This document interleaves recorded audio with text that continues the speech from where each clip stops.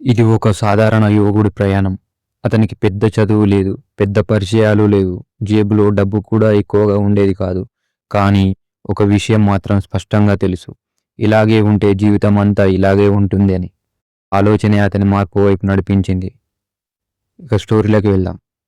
అతను ఒక చిన్న పట్టణంలో పుట్టి పెరిగాడు. తండ్రి రోజువారీ కూలి పని చేసేవాడు. తల్లి ఇంటి పనులు, చిన్న కుట్టు పనులతో కుటుంబాన్ని నడిపించేది. చదువు పూర్తయ్యాక ఉద్యోగం కోసం చాలా చోట్ల తిరిగాడు. ప్రతి చోట ఒకే సమాధానం, ఇప్పుడు ఖాళీలు లేవు, ఇప్పుడు ఖాళీలు లేవు అని.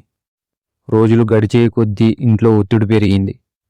ఒకరోజు రాత్రి తన స్నేహితులతో మాట్లాడుతుండగా రోడ్డు పక్కన ఫుడ్ బండ్ల గురించి చర్చ వచ్చింది. పెద్ద రెస్టారెంట్ అవసరం లేదు, చిన్న పెట్టుబడి సరిపోతుంది. అదే ఆలోచన అతని మనసులో పాతుకుపోయింది. ఆ రాత్రే నిర్ణయం తీసుకున్నాడు, ఫుడ్ స్టాల్ ప్రారంభించాలి అనే. మొదట కుటుంబం ఒప్పుకోలేదు.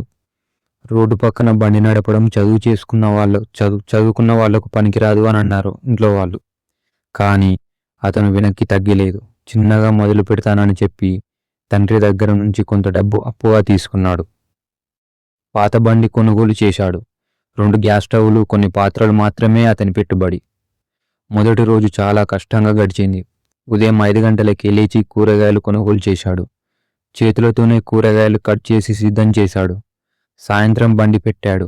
కానీ మొదటి రోజున కస్టమర్లు చాలా తక్కువ. ఆదాయం ఖర్చులకు కూడా సరిపోలేదు. అయినా అతను నిరాశపడలేదు. ప్రతిరోజు తన పని తాను విశ్లేషించుకున్నాడు.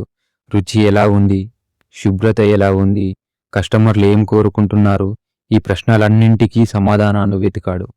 తినేవాళ్లతో నేరుగా మాట్లాడి ఫీడ్బ్యాక్ తీసుకున్నాడు. కొన్ని రోజుల్లోనే అతని ఫుడ్ రుచి మారింది. పరిశుభ్రతపై ఎక్కువ శ్రద్ధ పెట్టాడు. చేతి గ్లౌజులు, శుభ్రమైన పాత్రలు వాడడం మొదలుపెట్టాడు. అదే రోడ్డులో ఉన్న ఇతర బండ్లతో పోలిస్తే అతని స్టాల్ ప్రత్యేకంగా కనిపించసాగింది.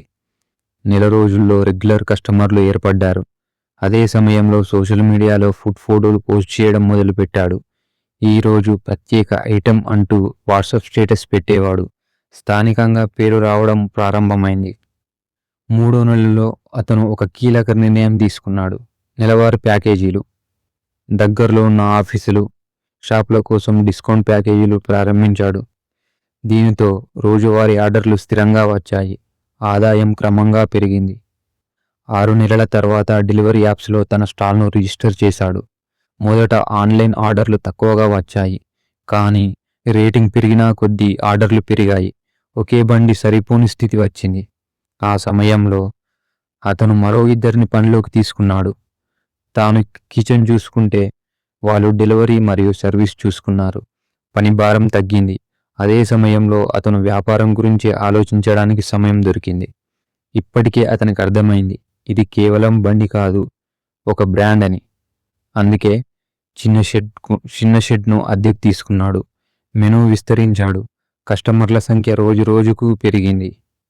నేడు అతను ఒక చిన్న ఫుడ్ అవుట్లెట్ను విజయవంతంగా నడుపుతున్నాడు.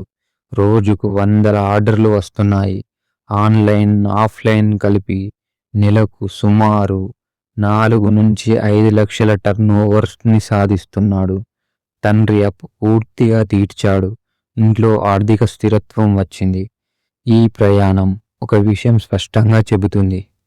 మొదలు చిన్నదైనా క్రమశిక్షణ, సహనం, కష్టపడి పనిచేసే మనస్తత్వం ఉంటే జీవితం తప్పకుండా మారుతుంది. ఇలాంటి మరిన్ని వీడియోస్ మీకు కావాలనుకున్నట్లయితే వెంటనే సబ్స్క్రైబ్ చేయండి. Thank you for watching.